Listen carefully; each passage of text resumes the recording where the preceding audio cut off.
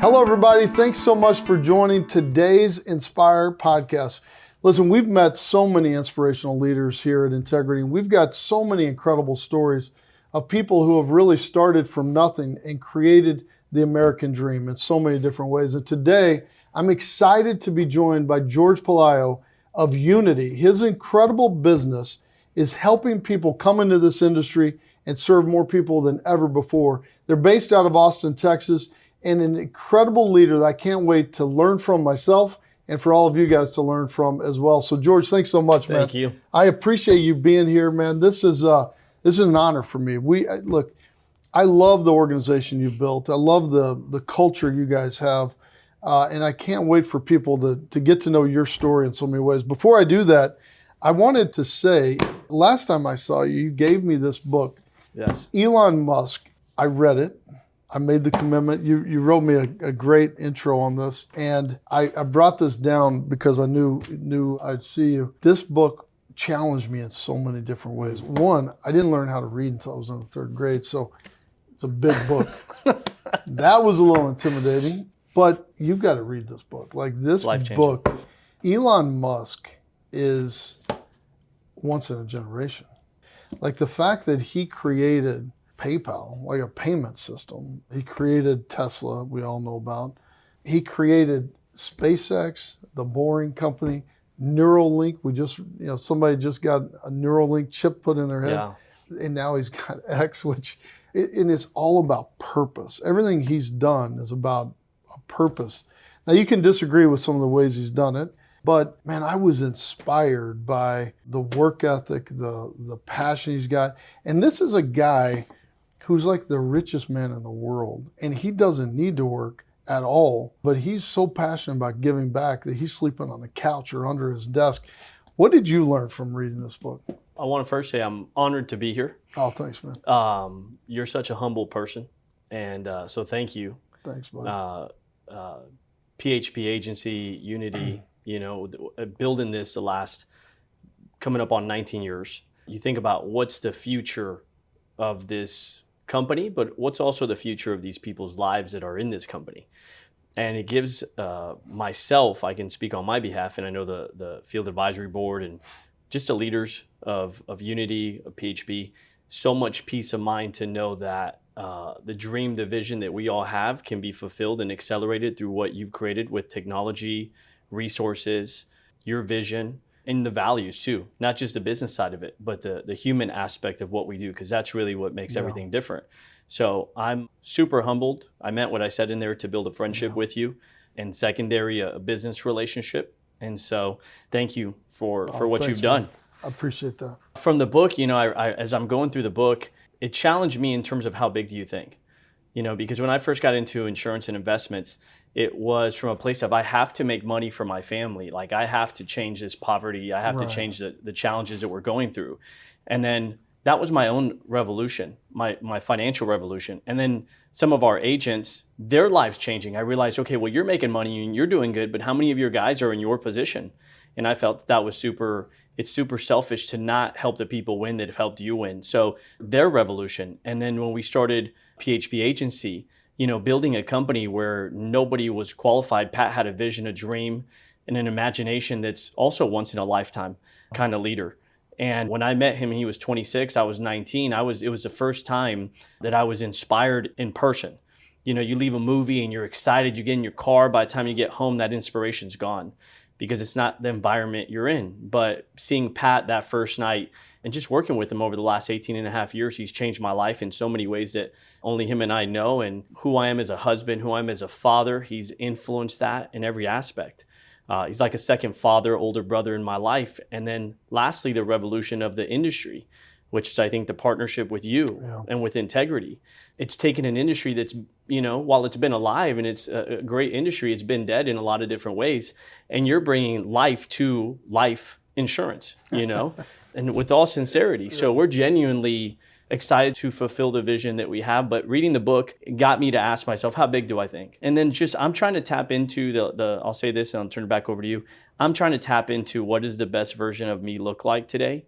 And so I'm asking people questions. And we had Mehran Asadi at our event from National I Life love Group. Mehran. And I asked him a question like, why did you dedicate your life to life insurance? And I asked Vivek a question about how did he do what he was doing the way he was doing it. And I watch you, I watch Patrick, and I'm solving for that in my life. Yeah. And everybody comes back to that one answer of purpose, that when it's truly your purpose, you're going to find a different version of yourself. So I could see that he was really connected to doing something that was much bigger than money.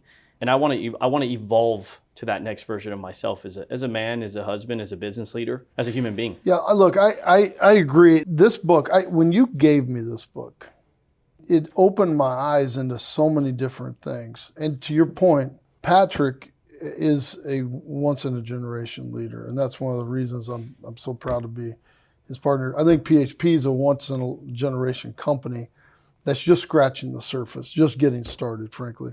The opportunity y'all have to help more people and expand is unlimited. And I don't say that about everything we have. Like, I mean, you guys have the infrastructure ready to go, and you're already something really incredible.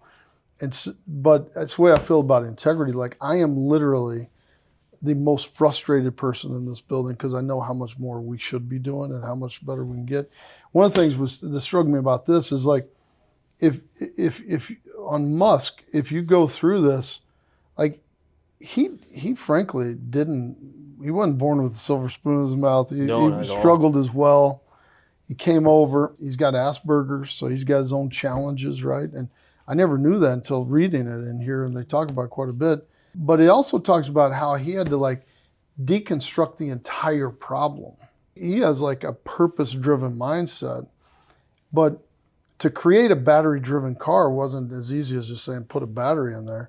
He had to like create the battery. Then he had to create a factory that could create the battery. Then he had to create like the lithium wasn't enough, so he had to go find a new source. Like all of that, and to create the entire like system, and then SpaceX, like the way that they thought was so inspirational, and it made me think of like what we're doing here of like, are we deconstructing the whole problem and looking at like ways that we can like evolve as an industry, and it's all about purpose. You mentioned that. I believe that this business is one of the most noble businesses in the world, and we truly serve people in some of their darkest times. And when people are going through just incredibly difficult times, whether losing a loved one, saving for retirement, whatever that is, like we're the ones who are there helping them, and we're helping regular people, like the people like I grew up with, my mom and dad. Like, I mean, we're the people who need it the most. This is not just about like taking care of a select few. It's about like, how do we help more people? And it has such a big purpose for me that drives me more than ever, because I know we could serve so many more people. And I know one of your words that you talk about is unity. You named your company Unity, so I want to talk about that a little bit. But you also think about legacy a lot. And I believe that everyone has this innate need to leave a lasting legacy and be remembered. It's something that drives me so much. That's why I created Legacy Safeguard and some of the things we're doing there, and we're giving it away for free. We like literally, if it's that important, we should just give it away for free, and everything else will take care of itself. But it's this idea of like serving people to help them leave a lasting legacy, and then helping them leave a lasting legacy with life, health, and wealth products. And you can't do that on your own. One of the things I learned early on is you just can't do it on your own.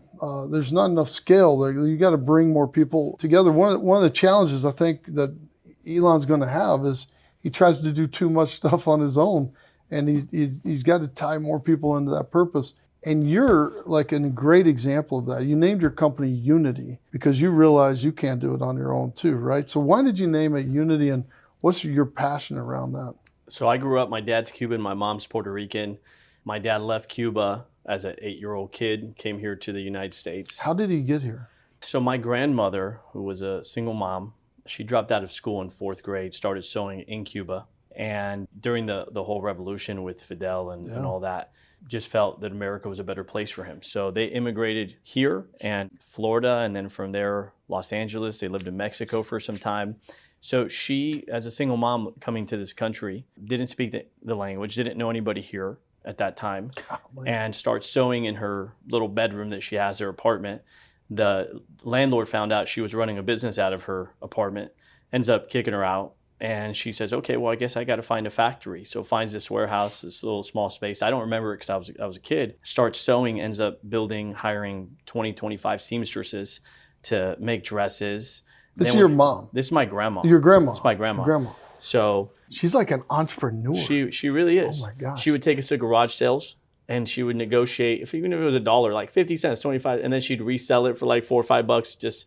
She was just a salesperson. She was a hustler. And I saw that. We had a little swap meet business. As a kid, my parents, my mom, my dad, who met really young, 13 and 15. They've been married over 40 years. Oh, wow. That's awesome. And yeah, and so she's a big reason for why I did what we did with the business. But so growing up, I just saw, we'd go to swap meets and we would sell shoes, purse, clothes. Like we would just sell stuff. And I just saw them work really hard. And then the economy crashed. They closed their businesses. They lost their businesses, struggled. And all of a sudden I realized that money was the biggest reason for arguments in our household. Going to a supermarket and at the check stand having to take something off the counter because you didn't have the extra 52 cents. Walking downstairs at 2 a.m. and grab some, cookies or something and see my mom at the table figuring out which bill she could be late on. Those things are, you remember them, and I don't know why certain people are built the way they're built, but that was painful to me. And as a little kid, without knowing why or how or when, I just said, this isn't going to be our life.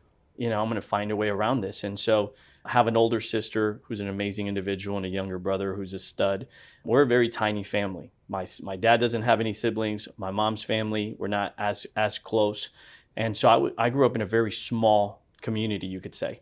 And so when we started doing insurance, I said, man, I really want a family. Like I want camaraderie. I want a team. I didn't go to college. I wasn't part of a frat. I didn't play sports at that level. I didn't serve in the military, but the concept of like a brotherhood, I wanted to build something that became that. So loyalty to me is huge. I wanted to build a family, because I knew we were going to go through crap. If you're going to build a big business, you're going to go through a lot of crap with people. And I said, hey, I'm not going to quit on you. You don't quit on me. And we're going to win. Eventually you find people that want the same things, that share the same values and are committed. And so that's why we named it Unity. The idea is that this isn't just a business, it's a family. Loyalty matters. There's this great quote that says, blood makes you related, but loyalty makes you family. And so that was the whole concept around building an agency that wasn't just a business, that became a collective family that we could go through life and win together. Man, I love that. I think you've got to have that purpose start there first. You got to bring it internal, and you got to have like unity, literally, before you can go out and really serve other people. And that's where, like for us, we've got 5 core values we talk about every day. And I relentlessly talk about that. It's about integrity, about doing things the right way even when nobody's looking. It's about family. It's not just about the families we serve, but it's about our internal family. It's the integrity family. So I never send out an email, never even talk to teammates without saying integrity family, because this is a family. It's about service. We're not a sales company, and we talk about that a lot. Like in the old days, like I was frustrated all the time about like, why am I not selling more? And it's like, well, that's the byproduct. Like if you serve more people, like Zig Ziglar said, you can have anything in life you want if you can help enough people get what they want, right? It's about serving people. So it's about how do we give back? How do we look for ways to serve more people? How do you respect everybody, respect their culture, respect them for the way that God created them? And I think if everybody would respect people more and see them the way that God created them, we would have a lot less problems in this world. It's about partnership. We can't do anything on our own, right? And let's partner together. And all of our employees are owners. How do we, take this to a full, across the board? And when you live out those core values, it gives people purpose. And it also refines that process where if somebody's not living up to those core values, you can say, hold on, this is not part of what we agreed to, right? Because great families also like hold each other accountable in that, which was really important. And so I love how connected we are just on sense of purpose first and foremost. The other thing is that I read that you started working pretty much like as almost full time when you were 12. Like you got started early, right? My son just turned 12. And That's awesome. I remember my dad, when I turned 12, my dad said, we had family business, we had funeral home. Turned 12, everybody goes, we didn't have a pool. Like we were not very, like we did not do that well, financially at that point. And so everybody would go to the community pool. Like that's just where everybody hung out. And every weekday, during the summer, everybody was down at the community pool. And my dad, when I turned 12, he said, you don't get to go to the pool anymore. Like you got to come to work. So I started working at the funeral home, washing cars, mowing grass, cleaning up, working funerals, opening doors. And man, I was pissed about it. I was like, this isn't what I was hoping to do. All my friends are, hanging out at the pool. But man, that life lesson was great. Now you started kind of the same thing when you were 12. Like you went to work, right? Tell us about that. I just saw my family. That's awesome, by the way, your story. Well, I don't think I thought it was that awesome. I know. Then my son wouldn't think it's very awesome if I did that this summer for him, but maybe I should. Look at. You still have your dad?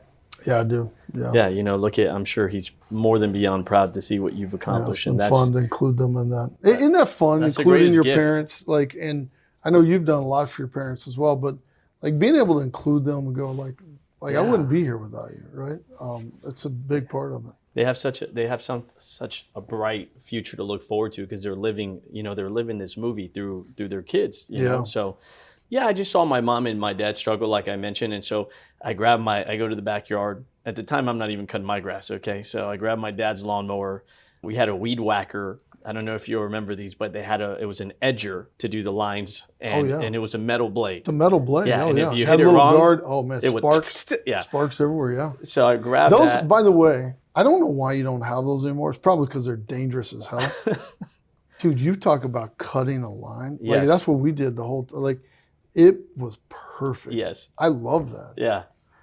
I got to see if they still make those, dude. Those you cannot cut a grass better than having that. Yeah. So we grabbed that. We grabbed the weed whacker, all that stuff, and the broom, and just, we had bought our computer. It was our first time we went to Circuit City, and we bought this big computer, the massive ones. And so I'm looking at word art, right? It kind of tells you how back in the day it was. So I'm looking at word art, and I'm like, I'm going to just print a bunch of flyers and go make money and help my family. And so I come up with, George's landscape, and I'm like, how much do I charge? And I print out these little flyers. I grab my lawnmower. My dad's watching me leave the house, and he's like, where are you going? I said, I'm going to go make some money. He says, what are you doing? I said, I'm going to go cut people's grass. He's like, you don't know how to cut grass. You don't even cut my grass. I said, I'll cut it when I get back. Hey, yeah, you're next. And I went up to the neighbor. Here's a flyer. How much were you charging per yard? Do you remember? $10. You're like, yeah, $10, man. $10. I cut your front, and 20 front, back, 15. And if you let me do it 4 times, it was $60 for the month. Oh, you gave him a discount. Yeah. You were already packaged selling, man. Yeah. That's awesome. So I just went up to the first neighbor, knocked on their door, and they see this little kid, Hi, can I cut your grass? I was just excited. Didn't know anything. Didn't even know where I was going to start. Didn't know how to use any of that equipment. I wasn't ready. Yeah. I just needed to make some money. Dude, that's sometimes that's a great point. Sometimes we're not ready. Let's be honest. I don't know if you're ever ready. Sometimes you just got to get in the game. Just get started and you'll figure it out. But how did that go the first time? It went great, man. I made some money. It went back. I felt so proud. The first time you make money yourself as an individual, nobody gave me a paycheck, had my $10 in my pocket, went back, told my dad, told my mom, and then went to the next neighbor and the next neighbor. And I'd have one of my neighbors said, hey, I have a friend, he lives 3 miles from here. And I'm like, I'm gonna have to push this lawnmower 3 miles. So I got my mom to take me on Sundays, and we load up the lawnmower into this little van we had, my dad's work van. And I'd show up at this guy's house and cut his grass. And, I felt like a little business owner. And on Sunday, I would take my mom, my sister, my little brother, my grandma, and I would take us to eat lunch on Sundays. And that was my way of, you paid for I could pay the bill. Oh, that's awesome. So that there was just that pride in that, and tell my mom one day, it's not going to just be a bill, but one day I'm going to take care of every single bill you have, and I'm going to retire you and dad, and I'm going to buy you a house, and we're going to do this. And this industry allowed us to do all that. Man, so I've heard you speak of this before. You retired your parents. You bought them a house, and they don't work anymore. Correct. Yeah. When I don't know many people who like set out with that goal or even think about that goal, because that's such a selfless thing. I love your humility, man, in so many ways. But I love your heart in that, where you're like, I want to take care of my parents. I want to help them out. And you actually did it. So tell me about what that was like. At 21, we qualified for our first like company trip. I qualified for this first. I've never won anything in my life. I wasn't good in sports. I didn't commit to it. Wasn't the best in school. Just average, overweight, little chubby kid. And You weren't overweight. I was a little chubby kid. Yeah. Yeah, In the Hispanic culture, and you say, I'm fat. Your grandma says, no, you're healthy. Eat some more. You're going to get strong. You're growing, right? Grow in the wrong direction. But that's how it was. And so I qualified for this trip. Pat, there was a raffle, and we went to, I think it was Bahamas. We went to Bahamas. And I got to take somebody. So I take my 78-year-old grandmother. We go to Bahamas. What did she think? When you asked her, what was she thinking? I called her and I said, you've changed my life. You've always taken care of us. You've always put our family before your own life. And so I just want to pay you back. And this is my way of being able to pay you back at this moment. And we docked out of Miami. We met the boat. We found the boat in Miami. And her brother had just come from Cuba. So she had seen him for the first time in 40 years.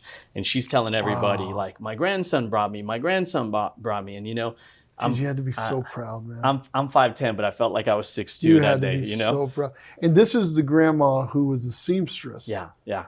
Oh man, what a cool story. So we have a blast, an amazing time, and great memories.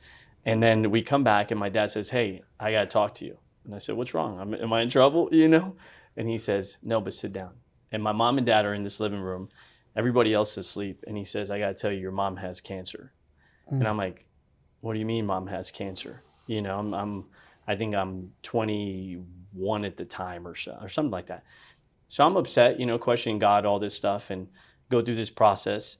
And at that moment, my mom's going through these surgeries, and I'm in UCLA. My business is not doing well. Income's up and down. And Pat calls me, and he says, "I got to have a conversation with you. I know it's going to be a tough conversation for you to hear, but I got to tell it to you because nobody else is going to say this to you." He says, "Go somewhere by yourself, please." So I go into a little prayer chapel, little waiting room. And he says, "If your mom dies," and I just start crying. He's my best friend in the world. "Your dad's not, that's his best friend. He's going to fall apart." He says, "Your siblings are going to fall apart." He says, "Whether you like it or not, you're the leader of the Pelayo family. You just became that leader for the family today, and you have to decide how you want to lead them." He says, "Now I'm praying that your mom is healthy. And when she gets better, she's going to need you in a way she's never needed you. So either way, this is the moment that you have to decide if you want to be the leader of your family." That conversation changed my life, because at that time, why is this happening? Maybe I should just go back to a job. I'm struggling financially. My mom's going through chemo and surgeries and everything else going on. Like, it's extra pressure. But that conversation from a friend, from a mentor, from a leader changed my life. And that was my turning point. I said, "Why do you think you have forever to win for your family? And now your mom's dying because, and she had to go back to work while she was going through chemo." So I saw her put a wig on her head and go to work because I couldn't take care of her financially. And I just got pissed. It was just another level of like, you got to win now. That's why they say, success is typically like what hurts more until it hurts more not to win, right? It was more painful at that point not to do the work than the work was. Not winning was more painful. Not being able to cut my mom a check, seeing her put that wig on every day. So I changed. I became a broker. We ended up becoming a marketing director. We ended up crossing 6 figures. And at that time, the bank was taking my parents' home, and I couldn't buy them a home, but I could afford the down payment. So I gave the down payment and qualified for the loan. And just over the years, hey, I'm going to take the car bill, the cell phone bill, this bill, that bill, and eventually I'm going to take the mortgage. And it's funny because now my dad had to get a passport. Okay, he never became a U.S. citizen until my mom starts traveling on all these PHP trips with me. So she's going to Paris, she's going to Greece, and my dad's like, "Hey, your mom's leaving me too much on all these trips." Yeah. So he goes to become a citizen just to get his passport so he could travel with us. So now we travel the world, man, and they're awesome. Like kids. They have 2 homes, one in California, one in Austin, where we live. They don't pay a bill. There's not a bill that comes to their mailbox. And that's outside of my wife and my son, that's what I'm most proud of in this world, that those 2 people that gave me life, I can give them back that life. So That is such an incredible story. There's very few people. There's a lot of people who might think like, I want to do that. Like I'd like to do more for my mom and dad. Very few people actually go and do it, and that's such an incredible story. The way that you have become the leader of your family, and that's such a great message that Pat gave you, that it speaks to a lot of things. But I mean, just the fact that he recognized that and was like, hey, I need you to step up, because your family's going to need you to step up, and you need to stop feeling sorry for yourself, and you need to start being there for your family. And that, like, and now you get to do that for other people, right? And that's one of the things I love about what you've built and what you guys have all built, is you're building this business where you can now show people the American dream. Like this country has, like, we have our own problems. Let's be honest, but this is still the greatest country in the world, and I'll take this with our problems over any other country. Absolutely. Like you ask right now, how many people want to move to America? People are dying to get here, right? Ask how many people want to move to Russia right now, or China.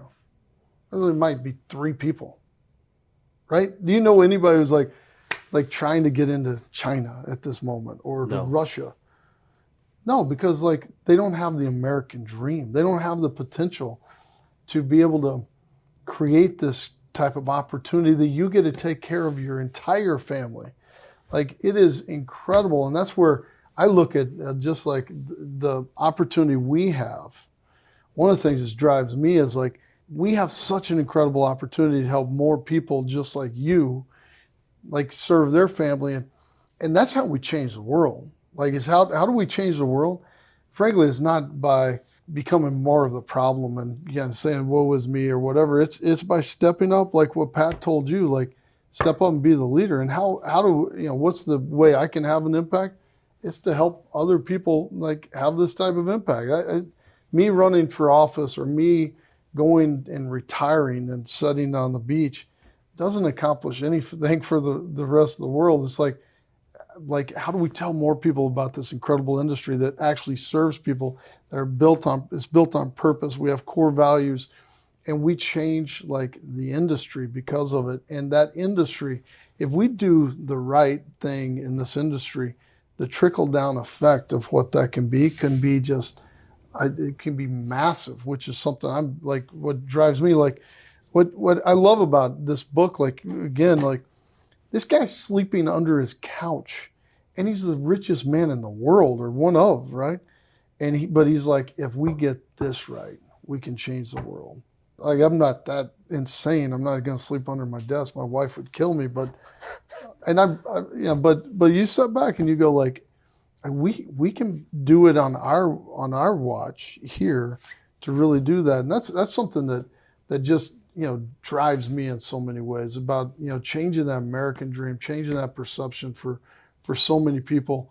What do you think's the future for unity and PHP and ultimately integrity? I mean, one of the greatest parts of what we've done is said, how do we come together, and how do we serve more people together, and how do we, invest at scale, resources, support, products, so that we can go and serve more people, right? And knowing that I can't do it on my own, you picking up a kit and going and selling door to door, you could do it. I could do it right now, and I'm not afraid of doing it, but I can't have that big of an impact if I do that, right?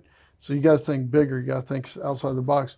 What are you most excited about, kind of in the future, and kind of how that relates to now partnering with us?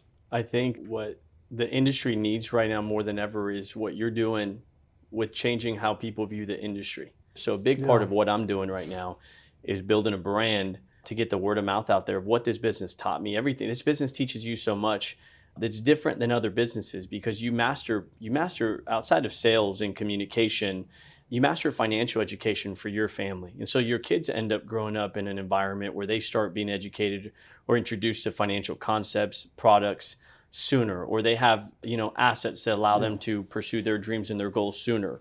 And so you start changing your own family generational knowledge of how money works. Like nobody in my family even understood what a stock was or a mutual fund or a life insurance or taxes. Like there are hundreds of millions of families in this country that have no idea. And obviously if the way that it was, the system, worked, that wouldn't be the situation. So somebody's got to do it. So I think changing the image, bringing technology to it. There's so many young people today that, tech. But when they hear tech, they think, let me go work for a big company and work in their tech department. Versus like, man, what if you really understood financial services? What if you understood insurance? What if you were able to incorporate tech? What if you found a lifestyle that gave you the lifestyle that you wanted, the income, the contribution? There's a lot of people that want to do something with purpose that they feel like right now their life doesn't necessarily have as much meaning as they want it to have. Yeah. And so I think it's changing the way that this industry is viewed, and through podcasts like this, through what Integrity is doing, through what PHP is doing. And so I'm excited for that. In terms of Unity, what our next is, we sat down years ago and we said, okay, PHP's vision is 500,000 licensed agents in the financial industry, in the insurance industry. And I said, what's ours? What's going to be our contribution to that? And we said, let's go get 100,000 people licensed. And, we're working towards that. We're probably, close to 15% of the way there. So we got a lot of work to do, a lot of work to do. So I'm excited for that. My goal with Unity and our vision is that we could have 500 branches across the country. So if you fly into New York, there's a branch there. There's multiple branches you can go speak at. You fly into New Mexico. You fly into any major city that there's an organization, there's an office, there's teammates, there's leaders there. You're going to be connected. You're going to have friends. You're going to have partners in those cities and states. And so that's our next, is fulfilling that vision. And what I love about the industry is that it's the more you help other people win, the more you win, right? So while I help my mom and my dad win, you got a guy like Elvis Okafor, who if you've met, I love Elvis. He's I love Elvis. Stud. And, he just finished building a 10-bedroom home for his parents in Nigeria. You have a person like Cindy Kobos, who's retired her parents. You have a Bruno Castillo, who's literally everywhere I go now. We were just in Monaco and I see his mom and his dad. We're in Paris, I see his mom and dad, because all he does is win for his parents to bring them everywhere all over the world. So I'm excited for the next. We're all like starting to have kids, more so myself. But the terraces, just all of our leaders, we have so many up and coming guys that their dreams are going to become a reality. So I'm excited for our organization to spearhead that for PHP. Last year, we were the #1 organization in PHP across 16 out of 21 categories. So I feel like we're just getting started while we're also figuring out our next chapters in life at the same time. It's really interesting. A lot of things you just talked about, I think about a lot. So the vision you had to retire your parents, to take care of your parents, think about how that has caught on, where you just gave examples of other people saying, I would love to do that. Like, most people don't even think about that. But great leaders like yourself, like, bring that to light and go, man, I'd like to do that. And Elvis did it. Bruno's doing it, right? All these examples you just gave, like, I mean, these are real examples because of your leadership, like, of what you're doing there. And it's because of how Pat said, like, it's time for you to step up, man. Like, you've got to be the leader of the family. And a lot of people, look, a lot of us don't really want to be the leader, if I'm honest. Like, sometimes it's easier to not be and just step back, but somebody's got to lead. Somebody's got to step up and be the first. And that's where I think you're doing such an incredible job. And that's why I'm excited to partner with you on this. The other part is being able to show people the impact that this industry can have, not only on the clients and the people that we serve, but on the families, like the entire, like, the noble, virtuous cycle that everybody wins. The carrier wins, the consumer has to win, the agent wins, the agency, like, everybody can win in this incredible industry. And we should have 500,000 agents at PHP. We should have 100,000 agents and advisors with Unity. And by the way, you've accomplished a ton, but, like, we're just getting started, man. Like, I say that all the time because I know where we can go, and man, I'm just like, dude, why is it taking us so long? And part of it is sometimes we overcomplicate it. Part of the time it just takes time. But for me, I think about what you're just talking about. Like, people ask me a lot of times, like, why do you work so hard? Why are you still doing this? Like, because I still travel a lot, still do a lot. Like, for me, I look at myself kind of like what you're talking about as essentially like a trustee. Like I'm now a trustee. This is not about me. Like my family's taken care of. I'm a trustee for my family, my kids, my grandkids. Like I'm thinking about like, what are my great grandkids thinking about? The people who will never know me. Wow. Right? Like my passion, I mean, that's why I created Legacy Safeguard in the beginning, is like I'm a trustee for my great grandkids or maybe their great grandkids. Wow. And that's where you want to take like that long approach of like, how do I help set up future generations? Not just for my family, for our employees. Like I'm a trustee for our employees. Like they're all owners of the company. You, Pat, all of our partners. Like I'm a trustee. Like We're trusting you a lot. Like people look. And there's weight to that, but it's also an honor, right? And so you're a trustee of those future dreams of people needing the American dream, people who may not even be born yet, right? That one day we'll hear about that office in New Mexico that your branch that you were talking about, or that branch in New York, and they go, man, I got this opportunity at Unity. Where like that's the trustee aspect that I think about a lot is like, how do I build something that outlasts all of us and do it the right way? And it's not about like, it has nothing to do with my preference, because my preference would probably be setting, going to the community pool or something. But, going back to like my dad saying at 12 years old, like, now you got to step up and you got to like, got to get to work. And so that's where I think like, partnering with people like you inspires me. And I know, this podcast is called Inspire for a reason. And I know it's inspiring others because people are thinking like, I never knew you could retire. Like, what does that mean? Like, and you didn't do it all overnight, right? But you paid off a bill. You helped them, do something like with some of those, things. And then ultimately, like now you're paying every bill that they have. Like, what an honor like that would be. And that's where I look at is like that aspect of how can we think longer term outside of ourselves. And if we can think, like Musk is thinking about, how do I save Earth? Like that's just weird. Like if you want my honest opinion, I've never once thought about like, how do I save Earth? He's thinking at a different level. On Twitter, he's like, how do I save freedom of speech? Like, I've never even thought of that big in my life. Like I could have this impact. Like he came here for the American dream. He knew that the opportunity after being born in South Africa was, how do I get to America? And he couldn't get here directly, so he had to go to Canada to come back in the back door. Like this story is incredible, but it's about thinking about legacy and how do we leave that lasting legacy and think outside of ourselves. And so, man, thank you for being such an incredible leader. Thank you for sharing this book with me and challenging me in so many ways. And that's why I'm so excited to be your friend, be your partner, and think about how do we do this together. Because if we can all come together and start going, have you thought about this? Have you thought about that? And then leverage our skill and resources to change the narrative, there's no limit to what we can do, man. I truly believe that. So I'm humbled that you're here today. I'm humbled that you're our partner. And I can't wait to see what we can accomplish together, man. Thank you so much. Sincerely, it's a dream to be here in this meeting at this very second in this podcast with you, but partnered with integrity.